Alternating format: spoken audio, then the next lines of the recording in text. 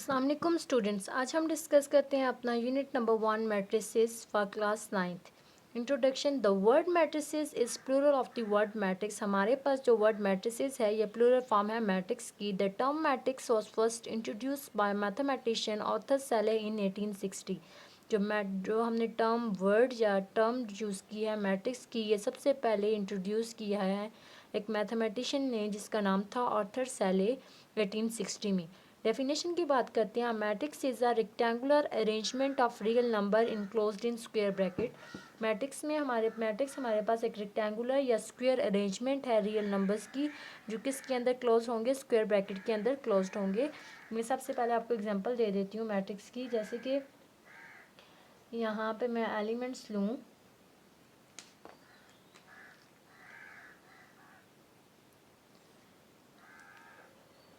-1 5 9 0।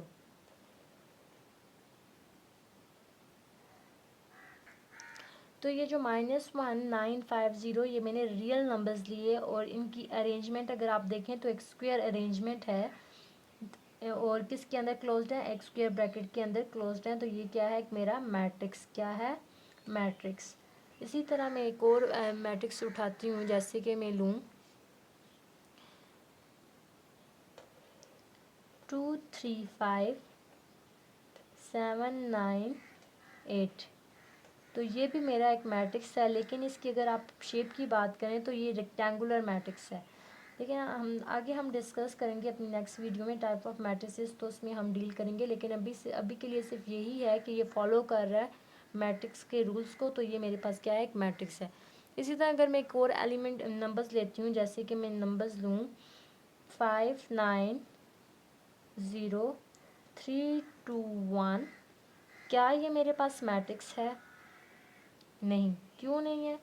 क्योंकि मैट्रिक्स में हमारे पास नंबर्स रियल नंबर होने चाहिए और उनकी अरेंजमेंट भी या रेक्टेंगुलर अरेंजमेंट हो या स्क्वायर अरेंजमेंट हो, लेकिन वो क्लोज्ड भी होनी चाहिए एक स्क्वायर ब्रैकेट के अंदर। तो यहाँ पे मैंने स्क्वायर ब्रैकेट यूज़ नहीं की, तो फिर ये मेरे पास सिंपल क्या है, नंबर्स हैं जो मैंने उनको अरेंज करके लिख लिया। सिर्फ डिजिट हैं और इनको मैंने प्लॉट कर लिया और मैंने इनको ब्रैकेट में क्लोज नहीं किया। जब मैं ब्रैकेट में क्लोज करूँगी देन ये मेरे पास मैट्रिक्स होंगे, अदरवाइज ये मैट्रिक्स नहीं है, जस्ट अ नंबर्स है। क्लियर। इसके बाद बात करते हैं हम row and column of a matrix. Row and column of a matrix. तो रो क्या है, the row of matrix run horizontally and the column of the matrix run vertically. जब भी मैं किसी मैट्रिक्स की बात करती हूँ तो मैट्रिक्स में हमारे पास जो नंबर्स हैं उनकी अरेंजमेंट भी तो है, वो रोज़ और कॉलम की फॉर्म में अरेंज्ड हैं। तो रो हमारे पास क्या होगा जब वो मूव करें, जैसे कि अगर आप इसको देखें तो -1 9 इनकी मूवमेंट फ्रॉम हॉरिजेंटल मतलब एक्स एक्सिस के अलॉन्ग ये है -1 9, ये इस तरह मूव कर रहे हैं, ये हॉरिजेंटल पोजीशन में मूव कर रहे हैं। तो ये क्या है, इसकी रो है। इसी तरह 5 0 भी क्या है, इसकी रो है। तो इस मैट्रिक्स के अंदर हमारे पास कितनी रोज़ हैं, रो 1 एंड रो 2, दो मेरे पास क्या है, इसकी रोज़ हैं। और कॉलम की बात करें तो मेरे पास कितने कॉलम है, एक मेरे पास कॉलम है -1 5, ये इसका एक कॉलम है, -1 5 एक कॉलम, एंड 9 0 मेरे पास क्या है, दूसरा कॉलम। सही। तो इसमें कितनी रोज़ हैं, 2 रोज़ हैं और 3 कॉलम है। इसी तरह अगर इसकी बात करें तो 2 3 5 एक रो, 7 9 8 दूसरी रो। तो 2 रोज़ हैं। कॉलम की बात करूँ तो कॉलम कितनी है, 2 7 एक कॉलम, 3 9 दूसरा कॉलम, एंड 5 8 तीसरा कॉलम। तो मैंने यही कहा कि रोज़ हमारे पास क्या है, हॉरिजेंटली मूवमेंट है नंबर्स की, जबकि कॉलम हमारे पास क्या है, वर्टिकल मूवमेंट ऑफ नंबर्स। आगे बात करते हैं ऑर्डर ऑफ द मैट्रिक्स की। ऑर्डर ऑफ द मैट्रिक्स क्या है, a matrix with m rows and n column has order m cross n। जब भी हमारे पास एक जनरल इन्होंने केस दिया कि एक मैट्रिक्स है जिसके अंदर m रोज हैं और n कॉलम है, देन उसका ऑर्डर क्या है, m क्रॉस n। ठीक है। यहाँ पे m क्रॉस n का मतलब ये नहीं है कि m को n से मल्टीप्लाई किया जा रहा है, मतलब ये हमारे पास रिप्रेजेंटेशन है ऑर्डर की जब भी हम लिखते हैं। इसी तरह अगर मैं एग्जांपल लूँ ऑर्डर ऑफ अ मैट्रिक्स आपको बताने के लिए, तो मैं एक सिंपल क्या लेती हूँ, सबसे पहले एक मैट्रिक्स लेती हूँ। जैसे कि मेरा मैट्रिक्स है 7 0 0 7, ये एक मेरा मैट्रिक्स है। सही। और मैंने इसके बताने हैं कि इसकी रोज़ और कॉलम कितनी है। रोज़ कितनी है, लेफ़्ट टू राइट ये हॉरिजेंटली जब हम मूव करते हैं तो ये क्या है मेरी रोज़, इसकी 2 रोज़ हैं, रोज़ कितनी है, रोज़ इक्वल टू 2 एंड कॉलम मेरे पास कितने हैं 7 0 एक कॉलम एंड 0 7 दूसरा कॉलम, तो मेरे पास इसके अंदर कॉलम कितने हैं 2 कॉलम्स हैं। ऑर्डर क्या होता है, ऑर्डर का मतलब है कि एक मैट्रिक्स के अंदर कितनी रोज़ हैं और कितने कॉलम हैं वो हमने बताना होता है। तो m क्रॉस n की फॉर्म में बताना होता है, तो m किसको शो कर रहा है रोज़ को, जबकि n किसको शो कर रहा है कॉलम को। तो अगर मैं पूछूं कि ये मेरा मैट्रिक्स A है तो इसका ऑर्डर क्या होगा, तो ऑर्डर ऑफ मैट्रिक्स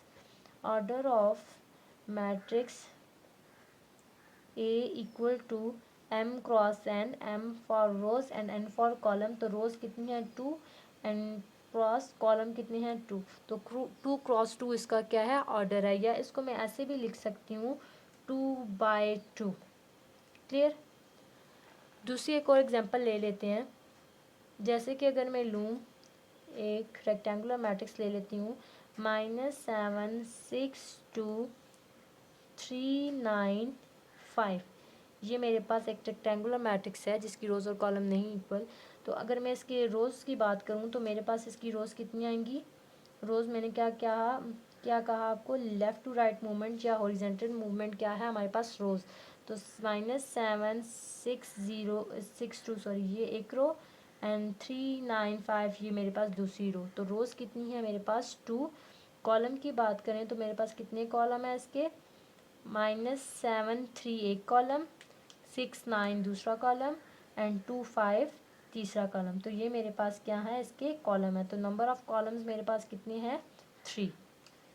तो अभी मैंने क्या कहा, तो ऑर्डर का क्या मतलब है कि जब भी किसी मैट्रिक्स के ऑर्डर का पूछा जाए, ये इस मैट्रिक्स को मैं बोलती हूँ ये मेरे पास डी एक मैट्रिक्स है। Order of matrix B equal to m cross n equal to 2 m rows है और n कॉलम है which is equal to 3। 2 cross 3 are 2/3। आप कुछ भी जैसे आपको अच्छा लगे वैसे लिख सकते हैं, 2 क्रॉस 3 भी लिख सकते हैं या 2/3 भी लिख सकते हैं। अब एक और क्वेश्चन, अगर मैंने आपको बोलूँ यही आप मुझे क्वेश्चन दे दे और बोले कि इसका साइज़ फाइंड करो, ये मैट्रिक्स गिवन है ए जैसे कि 7 0 0 7, find the size or dimension of the matrix. तो डायमेंशन और साइज दोनों एक ही मीनिंग है और किसके हैं ऑर्डर के हैं। ऑर्डर को हम क्या कह सकते हैं, order of a matrix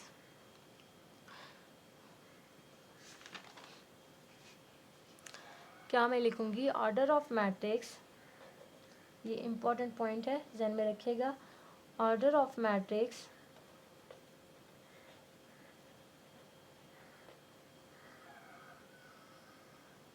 is also called dimension और साइज ऑफ मैट्रिक्स। क्लियर। अगर मैं वर्ड मैट्रिक ऑर्डर नहीं यूज़ कर रही तो अगर मैं डायमेंशन यूज़ कर रही हूँ तो मेरा वही मीनिंग है कि मुझे रोज़ और कॉलम कैलकुलेट करनी है, मुझे वो बतानी है कि कितनी इसके अंदर रोज़ हैं कितने कॉलम है। तो मैं डायमेंशन भी बोल सकती हूँ कि इसकी डायमेंशन क्या है, इस बी मैट्रिक्स की डायमेंशन 2/3 है, या बी मैट्रिक्स का साइज़ 2/3 है, या बी मैट्रिक्स का ऑर्डर 2/3 है। सही। इसी तरह अब हम बात करते हैं अपने इक्वालिटी ऑफ अ मैट्रिक्स की तरफ जाते हैं। Two matrices A and B are said to be equal if both the matrices are of the same order. The element in the corresponding position in A and B are equal. कब हम कहेंगे कि हमारे पास दो matrices जैसे कि A और B दो मैट्रिसेस हों और मैं उनको कब कहूँगी कि वो दोनों एक दूसरे के इक्वल हैं, अगर वो ये दो कंडीशन सेटिस्फाई करते हैं। तो पहली कंडीशन क्या है कि both the matrices are of the same order, उनका ऑर्डर सेम हो। अभी हमने डिस्कस किया था ऑर्डर मीन उसकी नंबर ऑफ रोज और नंबर ऑफ कॉलम को कहते हैं ऑर्डर। ठीक। तो ऑर्डर को हम कैसे शो करते हैं, m क्रॉस n से या m/n से। क्लियर। सेकेंड पॉइंट क्या है, the elements in the corresponding position in A and B are equal. जो एलिमेंट्स हैं उसकी जो क्रॉसपॉन्डिंग पोजीशन है ए और बी की वो भी इक्वल होनी चाहिए। जैसे कि अगर मैं एग्जांपल लूँ, एक मैं एग्जांपल क्रिएट करती हूँ, 1 2 3 0 9 7। ये मेरा एक मैट्रिक्स है ए, सही। इसी तरह एक मैं बी मैट्रिक्स लेती हूँ, 1 1 + 1 4 - 1 0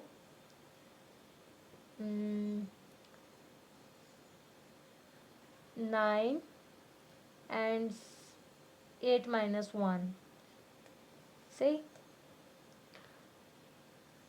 तो अगर आप इन मैट्रिक्स को देखो, इनका ऑर्डर क्या है, इसका ऑर्डर क्या है, इस ए मैट्रिक्स की कितनी रोज हैं, 2 रोज हैं, और कितने कॉलम है, 3 कॉलम है। 2 क्रॉस 3 मैट्रिक्स इसका ऑर्डर बन रहा है, जबकि इसका देखें तो 2 रोज हैं एंड 3 कॉलम है। 2 क्रॉस 3 इसका क्या है, ऑर्डर है। First condition satisfy. सेकंड क्या है, जो क्रॉसपॉन्डिंग पोजीशन है ए और बी की वो भी सेम होने चाहिए। यहाँ पे फर्स्ट क्या है 1 एंड यहाँ पे भी इसका फर्स्ट एलिमेंट क्या है 1, सही। इसी तरह सेकंड की बात करूँ तो यहाँ पे मेरे पास 2 है, जबकि यहाँ पे 1 + 1 which is equal to 2, clear. Third यहाँ पे एलिमेंट है 3 और यहाँ पे है 4 - 1, 4 - 1 विच इज़ इक्वल टू 3, तो वो थर्ड एलिमेंट भी हमारा सेम है। फोर्थ यहाँ पे भी 0 है एंड यहाँ पे भी 0 है। 9 एंड यहाँ पे भी 9, 7 and 8 - 1 which is equal to 7। तो अगर आप देखें ए और बी जो है इनका ऑर्डर भी सेम है और इनके करस्पॉन्डिंग एलिमेंट्स भी सेम है, तो ये मेरे क्या है, ए और बी दोनों एक दूसरे के क्या हैं, इक्वल हैं, क्लियर। इसी तरह हम यहाँ पे भी मैंने एग्जांपल लिखी एक, 1 2 3 6 5 4, ये मेरा मैट्रिक्स ए है। दूसरा मेरा मैट्रिक्स है 1 1 + 1 12/4 4 + 2 10/2 8/2। तो अगर आप इसका ऑर्डर देखें तो 2 क्रॉस 3 था और इसका ऑर्डर देखें तो 2 क्रॉस 3 है, ऑर्डर सेम है। अब करस्पॉन्डिंग एलिमेंट चेक करने हैं, तो यहाँ पे क्या है 1 2 3 6 5 4, तो 1 के करस्पॉन्डिंग मेरे पास 1 है। 2 के करस्पॉन्डिंग मेरा 1 + 1 है विच इज़ इक्वल टू 2। 3 के करस्पॉन्डिंग मेरे पास यहाँ पे 3 है और यहाँ पे 12/4 है which is equal to 3। 4 1 is 4, 4 3 ज़ा 12, तो मेरे पास क्या है 3।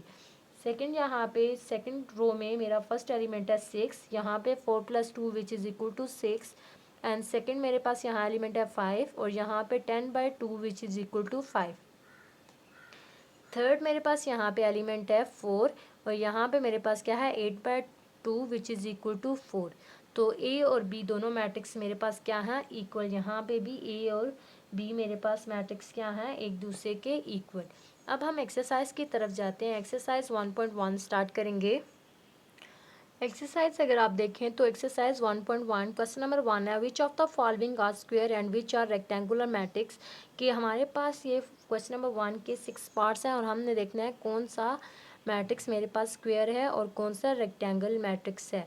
अगर आप इनको देखें तो इनके साइज़ भी बता रहा है कि कौन सा स्क्वायर है और कौन सा रेक्टेंगल है, लेकिन मैं आपको मैट्रिक्स के थ्रू बताती हूँ कि स्क्वायर मैट्रिक्स में हमारे पास नंबर ऑफ़ रोज़ इक्वल आएंगे नंबर ऑफ़ कॉलम के, जबकि रेक्टेंगुलर मैट्रिक्स में हमारे पास number of rows is not equal to number of column.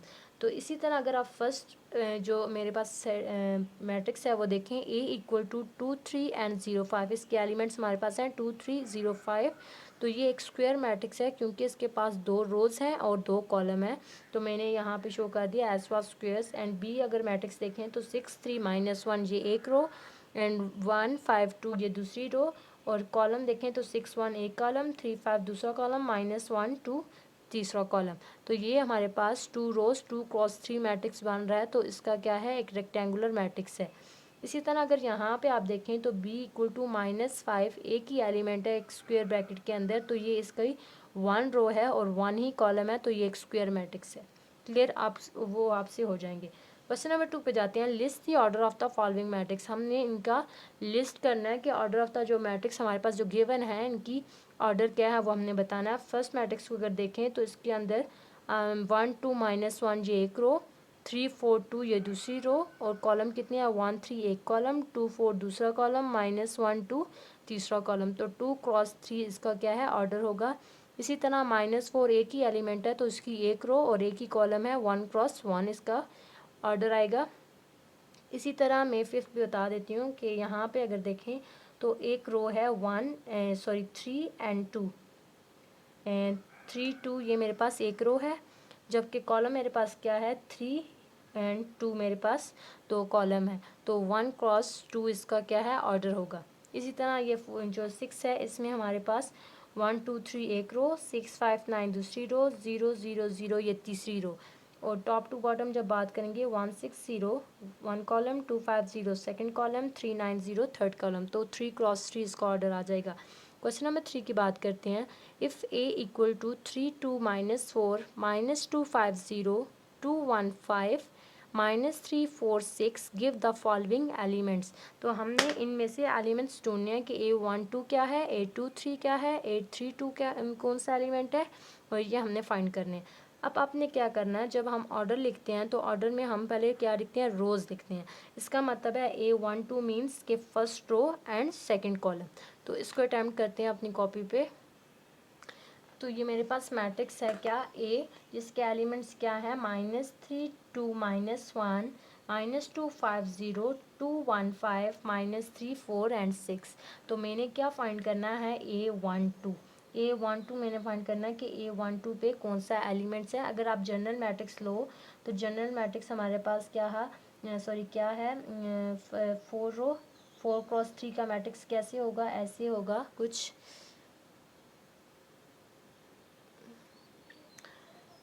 यहाँ पे A11 A12 A13 A21 A22 A23 A31 A32 A33 and A41 A42 and A44।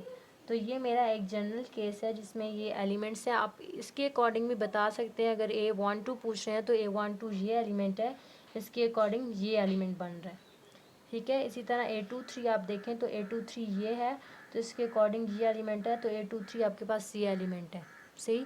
इसी तरह A32 है तो A32 आपका ये है, third row second column, third row and ये आपका बन रहा है, सही। इसका एक और मेथड यह है कि 1 2 A12 है तो 1 क्या है रो एंड 2 क्या है column, first row and second column. जहाँ पे वो रो और कॉलम दोनों कंबाइन मैच हो रहे हैं वो कौन सा एलिमेंट है, 2। उनको कम्प्लीटली कट कर रहा है ना, रो में भी वो कट हो रहा है, कॉलम में भी वो कट हो रहा है, तो वो कौन सा एलिमेंट है, 2। इसी तरह A23 की बात करूँ, A23 तो वो कौन सा एलिमेंट है, 2 मतलब row and 3 column, 2 row and 3 column. तो जहाँ पे वो दोनों पॉइंट मीट कर रहे हैं वो क्या है, 0। क्लियर। तो आई होप आपको ये फिर समझ आ जाएगी, आप इस मेथड से कर रहे हो या इस तरह कर रहे हो तो हो जाएगा। क्वेश्चन नंबर 4 पे जाते हैं। क्वेश्चन 4 में लिख लेती हूँ, पहले देख लें बुक से। क्वेश्चन नंबर 4 भी इजी है, आप बुक से ही देख लें अगर। तो which of the following matrices are equal, कौन से मैट्रिसेस इक्वल हैं एक दूसरे के। अगर मैट्रिक्स आप ए की बात करें तो उसके एलिमेंट है 2 5 1 3, जो कि मैट्रिक्स सी के नहीं डी के इक्वल है। ए और डी मैट्रिक्स मेरे पास इक्वल है, उसका फर्स्ट एलिमेंट है 2 एंड सेकेंड एलिमेंट है 5, यहाँ पे भी 2 and 4 + 1 which is equal to 5। And इसकी अगर मैं ए मैट्रिक्स की रो सेकेंड रो देखूँ तो 1 एंड 3 है, यहाँ पे भी मेरे पास 1 एंड 3 है। तो इस क्वेश्चन नंबर 4 में A and D matrix are equal and B and C matrix are equal. तो क्वेश्चन नंबर 5 अटैम्प्ट करते हैं। If A equal to 2 - 3 u and 0 and B के एलिमेंट्स हैं v - 3 5 w, for what value of u v w are a b are equal. कहते हैं किन value पे u v w की कौन सी वैल्यू होंगी जिस पे a b क्या होंगे, इक्वल होंगे। तो इसमें हम इक्वालिटी वाली कंडीशंस भी अप्लाई करते हैं एंड इसको सॉल्व करते हैं। मैं क्वेश्चन लिख लेती हूँ पहले। तो क्वेश्चन मैंने यहाँ पे मेंशन कर दिया, if A equal to 2 - 3 4 0 and B equal to v - 3 5 w, for what value of u v w are A and B are equal. तो सबसे पहले हम सॉल्व करते हैं। तो अगर आप देखें तो गिवन कंडीशन, गिवन मेरे पास कंडीशन क्या है कि both A and B are equal. A and B यहाँ पे क्या matrices, A and B are equal matrix. ये क्या है मेरे पास, एक गिवन कंडीशन है, गिवन दैट, सही। तो जब ए और बी दोनों इक्वल हैं तो फिर मैं A matrix equal to B matrix लिख सकती हूँ। मैं लिखती हूँ 2u - 3 0 equal to B matrix क्या है, V5 - 3W। ये मेरे पास दूसरा मैट्रिक्स आ गया।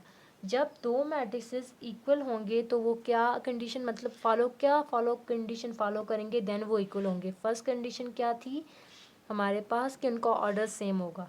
सही, ऑर्डर मीन उनके रोज और कॉलम सेम होंगे। अगर इसकी मैट्रिक्स ए का देखें तो 2x2 मैट्रिक्स का ऑर्डर बन रहा है। इसी तरह बी मैट्रिक्स का ऑर्डर क्या है, 2x2, ऑर्डर सेम है। सेकेंड कंडीशन ये है कि उनके क्रॉसपॉन्डिंग एलिमेंट्स भी इक्वल होंगे। तो यहाँ पे मेरे पास 2 है, यहाँ पे मेरे पास क्या है, v। तो मैं क्रॉसपॉन्डिंग एलिमेंट्स इक्वल हैं तो मैं ले सकती हूँ 2 = v। This implies that v = 2। v की वैल्यू मेरे पास क्या आ गई, 2, कंपैरिजन से। इसी तरह यहाँ पे क्या है, u, और यहाँ पे क्या है, 5। क्रॉसपॉन्डिंग एलिमेंट ले सकती हूँ तो u की वैल्यू मेरे पास क्या है, 5। u = 5, दूसरा एलिमेंट आ गया। थर्ड अगर मैं देखूँ तो यहाँ पे मेरा है 0 और यहाँ पे मेरा है W। तो 0 = W, 0 = W, या दिस इम्प्लाइज दैट W = 0। तो अगर ये मेरे पास वैल्यूज़ हों, v की वैल्यू हो 2, u की वैल्यू हो 5 एंड W की वैल्यू हो 0, तो ये मेरे पास क्या है, इक्वल एलिमेंट्स हैं, इक्वल मैट्रिक्स हैं। क्लियर। क्वेश्चन नंबर 6 में लिखती हूँ। क्वेश्चन नंबर 6 है, if x + 3 z + 4 2y - 7 - 6 a - 1 0 b - 3 - 21 0 equal to 0 6 3y - 2 -6 - 3 2c + 2 2b + 4 - 21 and 0. Find the values of a b c x y and z. हमारे पास दो matrices given है और वो दोनों एक दूसरे के इक्वल हैं। अब हमने उनमें जो वेरिएबल्स हैं वो सारे वेरिएबल्स की वैल्यू कैलकुलेट करनी है। तो मैं क्वेश्चन मेंशन में नहीं कर रही, मैं सोल्यूशन डायरेक्ट सोल्यूशन करूँगी। स्टार्ट। तो इस क्वेश्चन को हम अटैम्प्ट करते हैं। आपको पता है कि जब भी दो मैट्रिक्स एक दूसरे के इक्वल होंगे तो वो दो कंडीशन सेटिस्फाई करके आए हैं, तभी वो दोनों एक दूसरे के इक्वल हैं। फर्स्ट क्या है उनका ऑर्डर सेम है, उनका क्या है, ऑर्डर सेम होगा। और दूसरा क्या था, क्रॉसपॉन्डिंग एलिमेंट भी उनके सेम होंगे, क्रॉसपॉन्डिंग एलिमेंट्स भी क्या होंगे, सेम होंगे, देन वो एक दूसरे के इक्वल एलिमेंट्स हैं। तो इसका मतलब कि मैं यहाँ पे फर्स्ट एलिमेंट को लेके सेकंड यहाँ पे इसके फर्स्ट एलिमेंट को इसके फर्स्ट एलिमेंट से इक्वल कर सकती हूँ। ये दोनों एक दूसरे की इक्वल हैं। इसी तरह जहाँ जहाँ मेरे पास वेरिएबल है मैं वहाँ से इक्वेशन बना सकती हूँ। फर्स्ट इक्वेशन में बनाती हूँ, यहाँ पे इसका फर्स्ट एलिमेंट लेती हूँ इस मैट्रिक्स का, क्या, x + 3 which is equal to 0। ये मेरी फर्स्ट इक्वेशन यहाँ से बनेगी। एंड सेकेंड में इक्वेशन यहाँ से बनाती हूँ एक z + 4 = 6 ये मेरी आ गई सेकेंड इक्वेशन। थर्ड इक्वेशन मेरे पास क्या है, 2y - 7 = 3y - 2 ये मेरी है थर्ड इक्वेशन। एंड उसके बाद वेरिएबल कहाँ पे है, यहाँ पे सेकेंड रो में सेकेंड एलिमेंट a - 1 = -3, a - 1 = -3 ये मेरी कौन सी टर्म है, फोर्थ टर्म है। इसी तरह आगे बात करते हैं तो ये यहाँ पे मेरे पास सेकेंड रो में थर्ड एलिमेंट मैं लेती हूँ 0 = 2c + 2। तो मैं इसको इंटरचेंज करके भी लिख सकती हूँ 2c + 2 = 0 ये मेरी है फिफ्थ टर्म।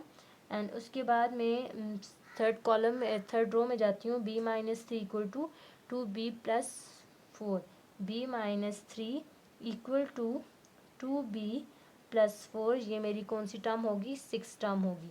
तो मैंने यहाँ से जो टर्म्स उठानी थी वो मैंने उठा ली। सही। तो अब मैं 1 बाय 1 इनसे वेरिएबल फाइंड करूँगी, कैलकुलेट करूँगी। तो अगर आप फर्स्ट टर्म को देखें जो मैंने उठाई x + 3 = 0, तो यहाँ से अगर मैं इस कांस्टेंट को इक्वल की दूसरी तरफ ले जाऊँ तो मेरे पास x की वैल्यू आ जाएगी -3। x की वैल्यू क्या आ गई, -3। सेकेंड टर्म अगर आप देखें तो z + 4 = 6 है, तो +4 जब इक्वल की दूसरी तरफ जाएगा तो -4 हो जाएगा। 6 - 4 which is equal to, this implies that z = 6 में से 4 माइनस करेंगे तो 2, z की वैल्यू क्या आ जाएगी, 2। इसी तरह यहाँ पे अगर आप देखें तो दोनों तरफ मेरे पास वेरिएबल्स हैं, तो मैं वेरिएबल्स को एक तरफ करती हूँ और कांस्टेंट को दूसरी तरफ। 2y या यहाँ पे 3y पॉजिटिव है तो मैं इसको उधर ही ले जाती हूँ। ठीक है। तो मैंने लिख दिया तो देख लें 2y minus 3y equal to 7 minus 2। तो यहाँ पे 2 में से 3 माइनस नहीं होता, लेकिन 3 में से 2 माइनस हो सकता है, तो क्या आएगा y with sign negative sign equal to 7 में से 2 माइनस करेंगे तो 5। तो मुझे तो पॉजिटिव वेरिएबल चाहिए, तो मैं दोनों तरफ डिवाइडेड बाय करती हूँ -1 से, क्योंकि मुझे पॉजिटिव साइन बनाना है। तो y इक्वल टू -5, ये आपको समझ आ गया होगा आई थिंक। अब यहाँ पे मेरे पास टर्म है a-1 इक्वल टू -3। तो मैं इधर से कांस्टेंट जो टर्म है -1 इसको इधर लाऊंगी तो +1 हो जाएगा। a equal to -3 and +1। This implies that a की वैल्यू क्या आएगी, -3 में से +1 माइनस करेंगे तो क्या आएगा -2। a की वैल्यू आ गई -2। यहाँ पे अगर आप देखें 2c + 2 इक्वल टू 0, +2 जब इक्वल की दूसरी तरफ आएगा तो -2 हो जाएगा। एंड जब मैं दोनों तरफ 2 से डिवाइड करूँगी तो मेरे पास आंसर क्या आएगा, c इक्वल टू -1। क्लियर। अब मैं बात करती हूँ यहाँ पे जो डी मेरा लास्ट मेरी जो इक्वेशन है, इक्वेशन नंबर 6, तो मैं b को उधर ले जाती हूँ, 2b -b हो जाएगा और 4 उधर आएगा तो -4 -3 आ जाएगा। 2 में से b माइनस करेंगे, 2b में से मैं b माइनस करती हूँ तो मेरे पास क्या आएगा, सिंपल b आएगा and -4 -3 which is equal to -7। तो यहाँ पे मेरे पास वेरिएबल b की क्या वैल्यू आ गई, -7।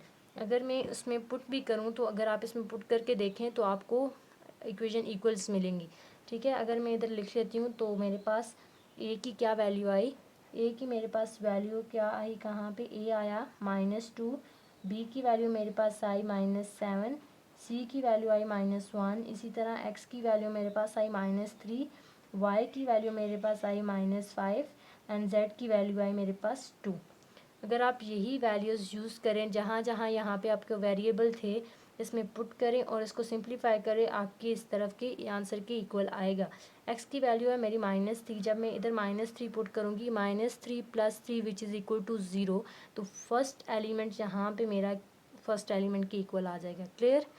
तो यहाँ पे सिर्फ मुझे वैल्यूज़ वेरिएबल की वैल्यू कैलकुलेट करनी थी। अगर आपको चाहिए कि मतलब मैं आंसर भी चेक करना चाह रही हूँ कि जो आपने वेरिएबल की वैल्यूज़ निकाली वो ठीक हैं सही, तो आप इसको पुट कर सकते हैं अपने गिवन इक्वेशन में, अपने गिवन क्वेश्चन में, मैट्रिसेस में, तो आपको आंसर भी मिल जाएगा कि आपने जो निकाली वेरिएबल्स की वैल्यू वो ठीक है कि नहीं।